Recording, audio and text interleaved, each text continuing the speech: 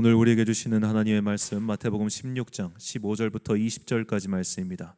마태복음 16장 15절부터 20절까지의 말씀. 저와 함께 한 절씩 교독하시겠습니다. 이르시되 너희는 나를 누구라 하느냐? 시몬 베드로가 대답하여 이르되 주는 그리스도시요 살아계신 하나님의 아들이시니이다.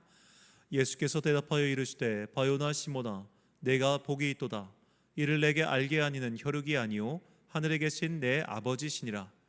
또 내가 내게 이르노니 너는 베드로라.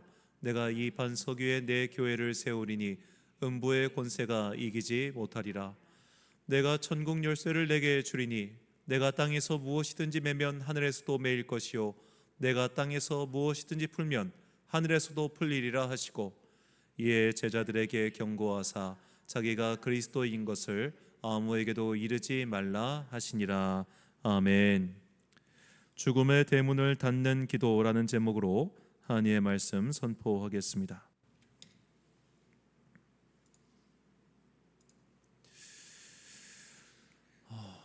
우리가 지난 시간 동안 지난 날에서 배우는 기도 시리즈를 했었습니다. 그 시리즈의 내용은 아시겠지만 이제 금요일을 기점으로 해가지고 그 전후에 11월 첫째 주, 둘째 주, 셋째 주에 역사적으로 일어났던 다양한 사건들을 가지고 우리가 몇백 년 전 혹은 몇십 년 전에 이런 일이 있었는데 이런 일을 통해서 우리는 어떤 것을 배울 수 있으며 또 어떤 것을 가지고 기도해야 되는가, 그런 것들을 주로 했었습니다. 그렇게 지난 날에서 배우는 기도라는 제목으로 시리즈 설교를 했던 이유는 사람은 역사를 쉽게 잊어버려요. 얼마 전에 다니엘 기도회 때 전한길 강사님이 그런 말씀하셨습니다. 젊은 친구들이 헬조선 하는데 역사를 배워보라고. 고조선부터 지금까지 한반도가 이렇게 잘 산 적이 없었는데 남과 비교하면서 자신의 삶이 어렵다고 그렇게 헬조선 하는 것이 역사를 전공하는 사람으로서 분노를 느낀다, 그런 말씀하셨습니다. 역사를 잊은 사람에게는 내일이 없다, 그런 격언도 있죠. 우리가 과거의 일에서부터 여러 가지를 배워서 오늘을 사는 지혜와 또 하나님의 뜻을 깨닫기 위해 그렇게 지난 날에서 배우는 기도 시리즈를 쭉 해왔습니다. 사실 12월에는 특별한 사건도 없고 또 대림절이 있기 때문에 이걸 계속 이어가는 것은 새로운 성전에서는 의미가 없다 생각해서 세반석 금요 시리즈로 쭉 말씀을 전하고자 합니다. 이 세반석이라고 하는 것은 우리가 새로운 터전에 왔으니 이 터전 위에 주님께서 교회를 단단하게 맺어주시길 바라는 마음으로 세반석 금요기도 이렇게 시리즈 설교를 하려고 합니다. 자, 우리가 많이 쓰는 단어죠. 이 반석이라고 하는 단어의 뜻을 한번 살펴보면요. 자, 반석이란 넓고 평평한 돌을 가리키는 말이기도 하지만 사물, 사상, 깃틀 따위가 아주 견고함을 비유적으로 이르는 말입니다. 자, 우리가 이 반석이라고 하는 그 단어를 사용할 때 역시 가장 유명한 본문 말씀은 바로 오늘 우리가 읽고 있는 이 말씀이죠. 자, 본문 18절 말씀이 반석에 대한 말씀입니다. 자, 또 내가 내게 이르노니 너는 베드로라. 내가 이 반석 위에 내 교회를 세우리니 음부의 권세가 이기지 못하리라. 아멘. 자, 반석 위에 세운 교회를 언급할 때 이 가장 많이 인용하는 본문이기도 합니다. 자, 이 본문을 우리가 원문으로 보면은 이 동어가 두 번 나와요. 그러니까 베드로와 반석이라고 하는 단어. 이 단어는 헬라어로 똑같은 단어 페트라라고 하는 단어입니다. 자, 페트라, 바위, 돌이란 뜻으로 사실 우리말로 반석이라고 번역하는 것은 이 단어의 문맥상 의역에 가깝고 그냥 커다란 바위, 이런 걸 페트라라고 생각하시면 좋겠습니다. 이 페트라라고 하는 단어를 딱 듣는 순간 아마도 조금 여행에 관심이 있으신 분들은 어떤 세계문화유산 유적지가 생각나실 겁니다. 바로 이스라엘 밑에 요르단에 있는 페트라라고 하는 그 유명한 유적이죠. 자, 이렇게 페트라 유적은 바위에다가 이런 거대한 궁궐들과 또 도시, 수도원을 만들어 놨습니다. 제가 보는 화면 지금 연합뉴스 이렇게 사진, 거기는 수도원이에요. 같은 도시에 있는 수도원. 이렇게 산의 바위를 깎아가지고 만든 집이 페트라 유적입니다. 자, 이런 유적들 참 대단하죠. 이건 또 무덤이래요. 일반 집과 무덤이 섞여 있는 이 지형인데 이것도 역시 페트라에 있습니다. 자, 이런 도시를 언제 만들었냐? 바로 나바테아 왕국이라고 하는 나라가 있었는데 이 나라가 기원전 2세기경에 만들었다고 합니다. 그러니까 이렇게 반석 위에 세운 도시, 이 말은 바로 저렇게 돌멩이를 깎아서 만든 집을 뜻하는 거예요. 왜냐하면 이 건물들은 예수님 때도 있었기 때문입니다. 기원전 2세기부터 주후 107년경에 이 나바테아 왕국이 멸망하는데 멸망하고 나서도 저거는 발견을 못해가지고 그냥 내비놨던 거거든요. 그리고 이제 그 이후에 수도원들이 저기 돌을 깎아서 만들었는데, 자, 왜냐하면 저쪽 지역이 옛날 에돔 족속들에 살고 있던 땅이었다가 이 유다가 망하면서 그 에돔 족속 사람들이 이스라엘 땅을, 그러니까 요단 동쪽에서 서쪽으로 넘어와요. 그리고 비어있는 이 요단 동쪽 땅 등을 나바테아라고 하는 유목민족이 차지했는데 이 나바테아 유목민족은 유대인 역사가 요세푸스의 말에 따르면 이스마엘의 장남 느바요스의 후손이라고 말을 합니다. 자, 여하튼 간에 이 사람들이 이 지역을 차지했을 이 당시에 또 페트라라고 하는 유적이 있었고, 그리고 예수님께서도 아마 오고 가는 사람들이 유다 광야만 나가봐도 가까워 지척이니까 저런 도시가 있다는 것쯤은 알고 계셨을 겁니다. 즉 반석 위에 세운 집, 내가 이 반석 위에 교회를 세운다라고 했을 때 바위에 세운 집이 바로 저런 집들이었던 거예요. 광야에 흔히 보이는 저런 도시 건축물들. 자, 저런 건축물들은 수천 년이 지나도 저렇게 멀쩡하게 있습니다. 주님께서 우리에게 교회를 세운다고 하신 것, 그것은 바로 저렇게 바위에 어떠한 풍파가 와도 이제 완전히 지진이 나서 폭격으로 인해서 없어지지 않는 한 정말로 견고한 것, 그런 것을 뜻하고 있는 것이죠. 자, 우리는 이렇게 바위에 무언가를 만들고 새기는 것을 좋아합니다. 왜냐하면 바위라고 하는 것 자체가 어떤 영원성과 불면성을 상징하기 때문이죠.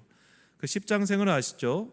십장생, 해, 산, 물, 돌, 구름, 소나무, 불로초, 그리고 거북, 학, 사슴, 이 10가지 십장생을 선물하면 이런 십장생도가 됩니다. 이 십장생도를 선물하는 건 누구나 다 좋아한다고 하죠. 왜냐하면 불멸과 영원을 상징하기 때문입니다. 사람은 죽음을 싫어합니다. 사람은 이렇게 바위에 새기고 싶어 하죠. 옛날에 알쓸신잡이라고, 옛날도 아니에요, 불과 몇 년 전인데, 이 알쓸신잡이라고 하는 예능 프로그램이 있었는데 그 프로그램에서 출연자들이 서로 질문 중에 이런 게 있었습니다. 왜 사람들은, 연인들은 특히 서로의 이름을 열쇠, 자물쇠 같은 거에다가 만들고 바위에 새기기도 하고, 왜 사람은 이런 행동을 할까라고 하는 그 질문에 이 소설가 김영하 씨가 이렇게 답을 했어요. 그 출연진 중 한 명이었는데, 자아도 불안정하고 살안도 불안정하니 뭔가 안정적인 것에 새기고 싶어하는 게 사람의 마음 아닐까요? 라고 말이죠. 자, 이처럼 안정적인 것, 영원한 것, 불변하는 것, 여기에 교회를 세우셨다는 겁니다. 그런데 교회를 세우시는 것과 동시에 이 뒤에 나오는 말씀이 굉장히 중요해요. 그 뒤에 나오는 말씀 18절 하반절, 음부의 권세가 이기지 못하리라.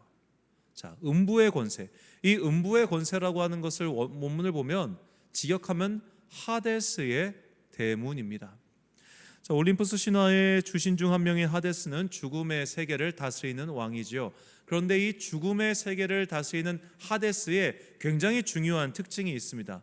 그는 올림푸스 주신 12명 중 한 명인데 그만 올림푸스 산에 없어요. 그만 올림푸스 산이 아닌 저승세계에 있습니다. 왜 그렇게 되었는가?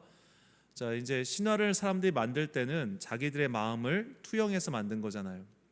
자, 하데스라는 이제 그리스 신화에서는 제우스의 형이에요. 제우스의 형인데도 그가 지하 세계에 있는 이유는 뭐냐면 죽음 자체가 피하고 싶고 불길한 것이기 때문이라는 거예요. 죽음 자체가 피하고 싶고 불길하고 그것은 신들이 사는 밝은 세계와 어울리지 않아요. 그래서 그는 굉장히 중요한 신이지만 올림푸스에 없고 저 지하에 있어요. 이것은 사람들이 내심 죽음이라고 하는 것을 두려워하고 피하고 싶어 했던 것, 그것과 연결지어서 생각할 수 있다는 겁니다. 이것은 우리나라도 마찬가지죠. 자, 장례식장, 화장터, 그리고 기타 이런 것들은 전부 혐오시설로 분류해서 이런 거 짓는다고 하면 다들 반대 집회가 일어납니다. 그러니까 장례식장은 병원 지하실에 있죠. 모두가 다 죽는 것을 싫어하고 모두가 다 죽음을 두려워하는 이런 시대에 교회를 반석 위에 세웠고 그 뒤에 음부의 권세, 즉 하데스의 대문이 어찌하지 못할 것이다. 이것이 무엇을 뜻하겠습니까? 우리는 더 이상 교회에 속해 있는 한, 즉 하나님의 아들 예수 그리스도를 믿는 믿음 위에 세워져 있는 이 교회 공동체에 속해 있는 한 하데스의 대문에 들어갈 일이 없다는 겁니다. 죽음의 문에 들어갈 일이 없다는 겁니다. 우리는 이미 이 공동체에 속해 있는 한 어디로 가느냐? 바로 하나님의 나라에 들어가는 그 문으로 가는 길 위에 서 있다는 거예요. 모든 인류가 다 죽음의 문을 향해서 가는 그 운명을 타고 태어났습니다. 죄인이라고 하는 그것을 타고 태어났죠. 그런데 하나님께서는 이 죽음의 문을 향해 가는 이 백성들이 너무 불쌍한 거예요. 그래서 너희들을 그냥 두고 볼 수가 없구나 라고 해서 하나님의 아들 예수 그리스도를 보내주셔서 예수 그리스도의 십자가 구원으로 말미암아 이 죽음의 문으로 가고 있던 인류의 방향을 틀어버리셨습니다. 나를 믿는 자는 이제 이 길로 안 가. 어디로 가냐? 생명의 문을 향해, 하나님 나라의 문을 향해 가게 되었어. 그러니 너희가 다 나를 믿고 이 길로 오너라 라는 것이 우리가 알고 있는 바로 예수님의 복음의 말씀이죠. 요한복음 11장 25절과 26절 말씀입니다.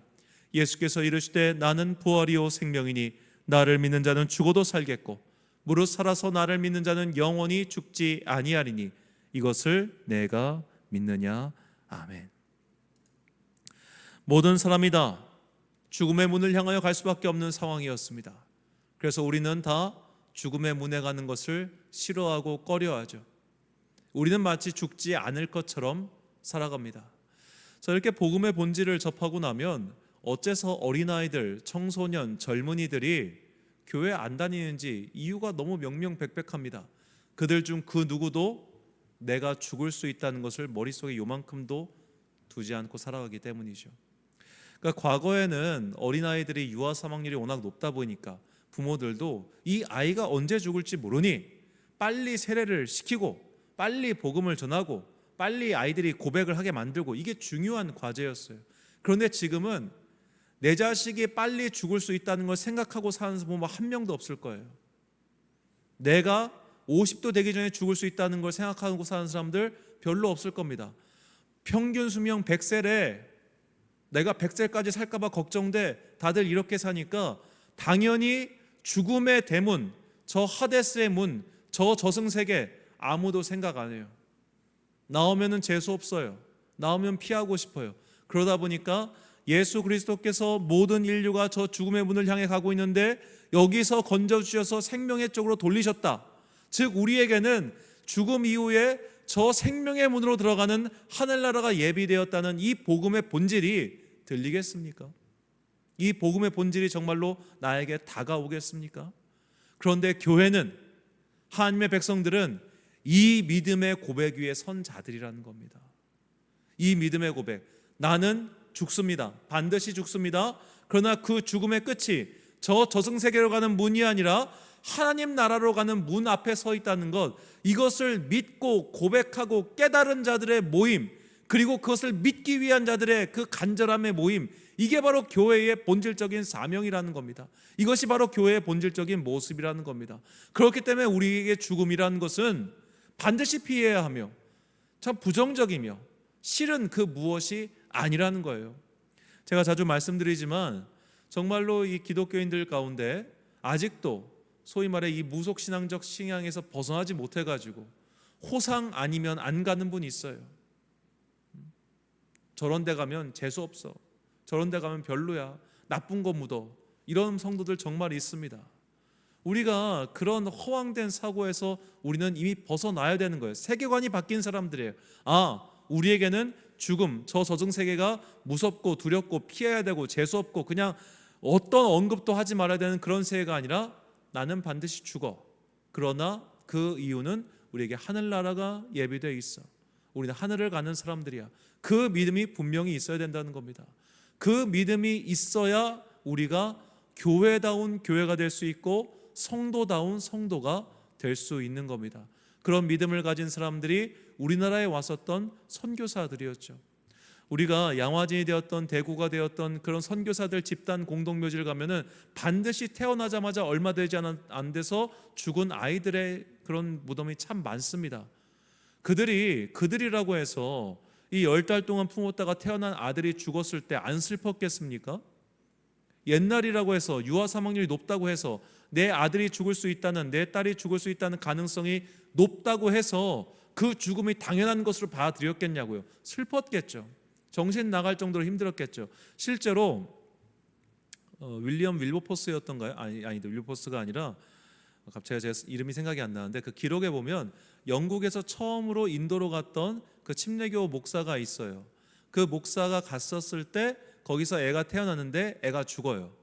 그러니까 그 부인이 미칩니다. 미쳐요, 정말로. 그러니까 200년 전이나 100년 전이나 자녀를 잃은 슬픔은 그 차이가 없을 거예요. 그런데 그들은 그런 슬픔에도 불구하고 사역을 했단 말이에요.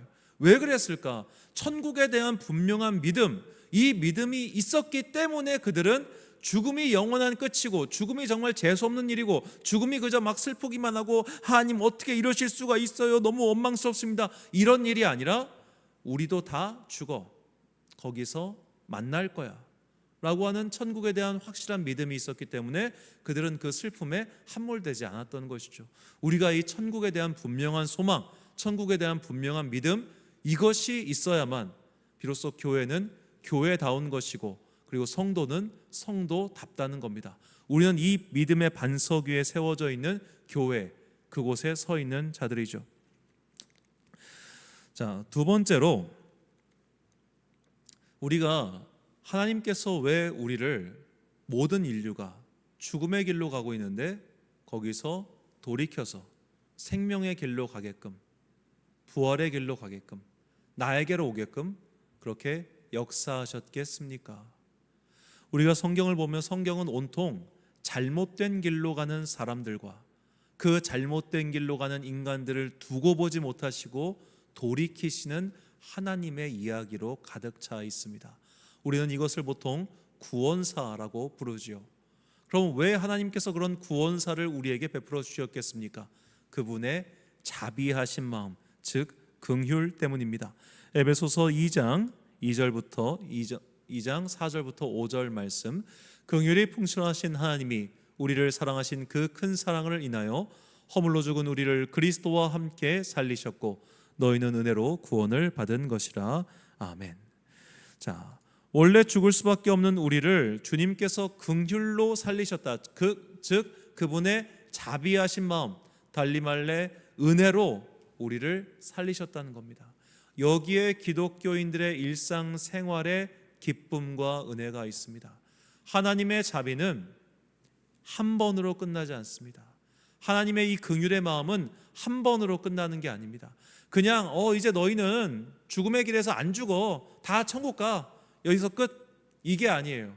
그 긍휼의 마음이 지금도 우리를 바라보고 계세요. 그래서 우리의 애통하는 소리를 들으시는 겁니다. 성경에 나온 많은 사람들이 이제 내 영혼의 끝은 천국이야, 그러니 됐어, 이 세상은 아무 미련 없어, 그런 게 아니라 고통당하고 있을 때 부르짖었잖아요. 주님 배고파요, 밥 주세요, 부르짖고, 주님 나 먹을 게 없어요, 너무 힘들어요, 부르짖고, 주님 내 자녀가 죽게 되었어요, 살려주세요, 부르짖고. 왜 그런 기도를 했겠습니까? 하나님의 긍휼, 하나님의 자비하심에 의거해서 우리가 기도했고 또 믿음의 사람들도 그렇게 기도한 것이죠. 이것 또한 구원사에 포함되어 있는 겁니다. 예수 그리스도의 보혈의 은혜로 말미암아 내가 나의 끝이 하데스의 문이 아니라 천국의 문이 된 것, 이것이 첫 번째라면 이 하나님의 자비와 긍휼이 여전히 변함없이 나의 삶 속에서 여전히 역사하고 있다는 것, 이것을 믿고 고백하고 기도할 수 있는 자녀의 권리가 우리에게 있다는 거예요. 이것 또한 믿음의 반석입니다. 우리는 이 반석 위에 세워져 있는 교회에서 하나님께 기도하는 거예요. 이 하나님의 교회가, 이 반석 위에 세워져 있는 교회가 세상 끝날까지 있을 터인데 이 세상 끝날까지 내가 너희와 함께하며 너희의 간구를 들어주겠다. 이것이 주님의 약속입니다. 이 약속의 근거는 바로 하나님의 자비하심이죠. 주님께서는 이 자비하심, 이 하나님의 마음을 우리가 깨닫기를 원하시는 겁니다. 그렇다면 이 하나님의 마음, 단지 나만을 사랑하고 나만을 위하는 하나님의 마음이 아니라 저 사람, 아직 저 죽음의 문을 향해 가고 있는 사람, 아직 저 하데스의 문, 지금 이 가는 너의 길의 끝이 죽음의 문, 너희가 가는 길의 끝이 저 절벽임을 알고 있기 때문에 주님께서는 애타는 마음으로 돌아와라고 하고 계시는데, 그 마음을 깨달았다면 나도 그 마음을 전하는 자가 되어야겠죠. 이것이 예수님의 사역이었고 또한 사도들이 우리에게 바라는 바이기도 했습니다.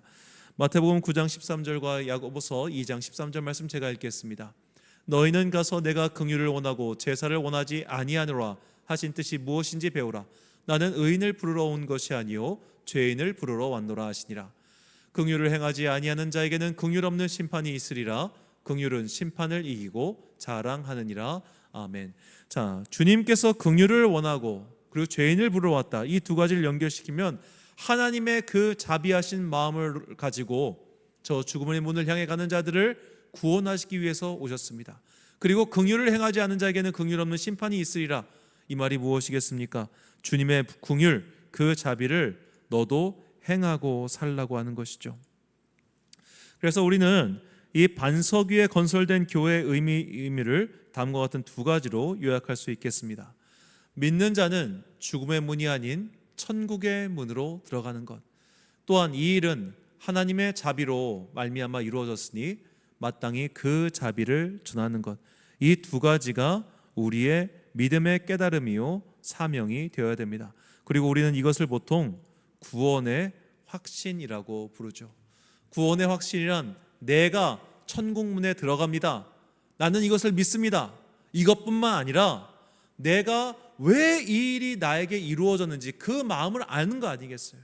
이 일이 어떻게 이루어졌느냐, 내가 어떻게 천국문에 들어가게 되었느냐, 하나님의 사랑, 하나님의 은혜, 하나님의 자비, 그 마음을 알게 된 거죠. 그 마음이 그런데 나에게만 있는 게 아니잖아요. 나에게만 향해 있는 게 아니라 저 사람에게도 저 사람에게도 저 사람에게도 향해 있기 때문에 그들에게도 내가 자비를 전하는 것, 이것이 바로 복음 전도의 삶인 겁니다. 교회는 이 두 가지를 믿고 고백하고 실천하는 자들, 이 자들의 모임이며 이 반석 위에 세워져 있습니다. 그리고 이 반석은 세상 끝날까지 깨지지 않기 때문에 세상 끝날까지 우리가 항상 기도해야 할 제목인 것이죠. 주님, 나에게 구원의 확신을 주옵소서.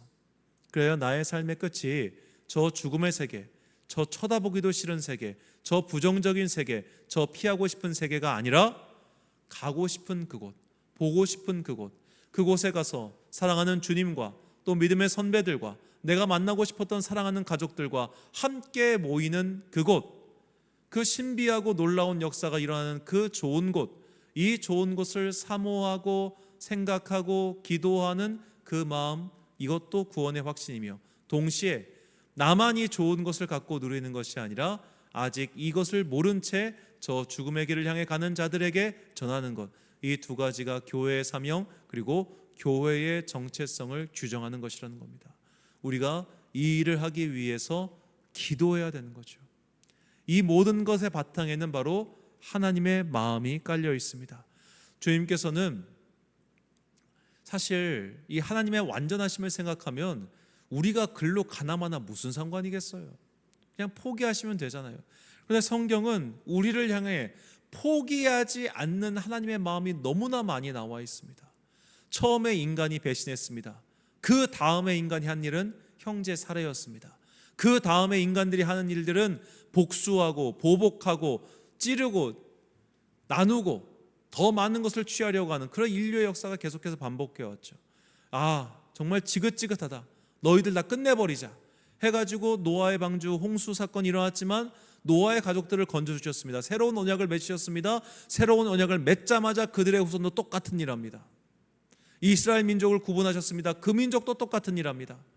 그 민족에게 40년 동안 광야에서 은혜를 베풀어 주셨습니다. 40년 광야 생활 마치고 나서 이스라엘 민족이 첫 번째로 나온 기록이 뭐냐? 물이 없다고 주님을 원망하는 거였어요.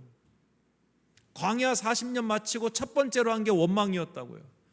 이게 믿는 사람들이 반복해서 보여주는 생태입니다. 그럼에도 불구하고 주님께서 포기하지 않으셨어요. 우리의 삶도 똑같죠. 배신하고 실망하고 연약하고 넘어지고 그냥 옛날로 돌아가 버리는 그런 우리의 삶이지만 주님께서는 여전히 우리를 왜 교회로 내비두시겠냐 이 말입니다. 반석 위에 세워져 있기 때문에, 바위 위에 세워져 있기 때문에, 영원한 약속이 그 위에 새겨져 있기 때문에 우리를 끝까지 포기하지 않으시는 그 마음, 우리가 그 마음을 깨닫게 해달라고 기도해야 됩니다. 그 마음이 내 영혼 가운데 정말로 깊숙이 새겨져서 내 마음이 어디를 가든지 이 변함없이 그것을 깨닫게 해달라고 항상 기도해야 됩니다. 우리가 그 마음을 깨달을 때, 그 마음을 정말로 내 마음으로 삼게 될 때 우리 교회뿐만 아니라 나의 삶을 통해서 정말 놀라운 역사가 일어나게 되리라는 것을 믿습니다. 우리 함께 이 믿음의 고백과 간구를 담아 베드로전서 1장 3절과 4절 말씀 함께 봉독하겠습니다. 시작. 우리 주 예수 그리스도의 아버지 하나님을 찬송하리로다. 그의 많으신 긍휼대로 예수 그리스도를 죽은 자 가운데서 부활하게 하심으로 말미암아 우리를 거듭나게 하사 산 소망이 있게 하시며 썩지 않고 더럽지 않고 쇠하지 아니하는 유업을 있게 하시나니 곧 너희를 위하여 하늘에 간직하신 것이라. 아멘. 사랑하는 광성교회 성도 여러분, 그리고 이 기도에 함께 참여하고 계신 귀한 주님의 자녀 여러분, 교회는 이 생명의 반석이신 예수 그리스도의 위에 새겨진 집입니다. 그래서 그 집은 바위에 새겨진 건축물처럼 어떠한 풍파가 오더라도 결코 무너지거나 쇠하지 않습니다. 하나님의 나라가 다시 이 땅에 올 때까지, 하나님의 나라가 완성되는 그날까지 교회는 영원할 것입니다. 단지 지역교회는 역사적, 지역적 사명을 띠고 그리고 소멸과 생성을 반복할 뿐 하나님의 교회 전체는 결코 소멸되지 않습니다. 그래서 지역교회 위기, 한국교회 위기라는 말은 맞아도 하나님의 교회는 결코 위기를 맞이하지 않습니다. 우리는 이미 역사의 끝에 예정되어 있는 승리를 향해 가고 있는 사람들이기 때문입니다. 우리의 끝이 죽음의 대문이 아니라 바로 천국의 문이라고 하는 것을 굳게 신뢰할 수 있도록 항상 주님께 기도하십시오.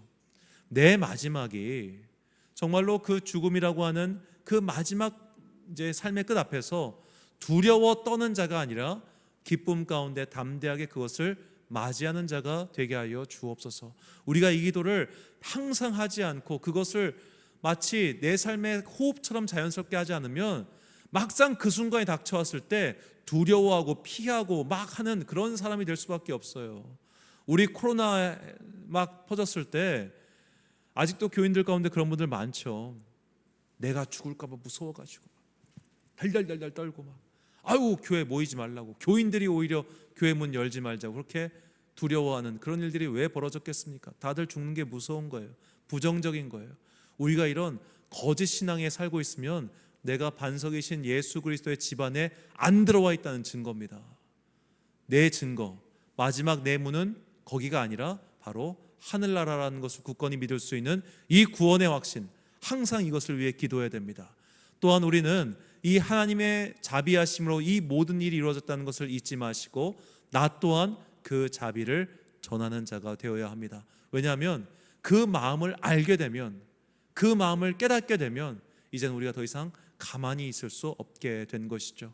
오늘 우리 이 시간 하나님의 마음을 깨닫게 하여 주옵소서. 그리하여 내 생명이 천국으로 가게 되었다는 것과 이제는 나만 여기 있는 것이 아니라 저 사람들도 함께 데리고 와야 된다는 그 사명, 이 두 가지가 우리 안에 불일 듯 일어날 수 있도록 이 시간 우리 함께 기도하겠습니다. 보소서 주님, 나의 마음을 선한 것 하나 없습니다. 이 찬양 부르신 후에 함께 기도하겠습니다.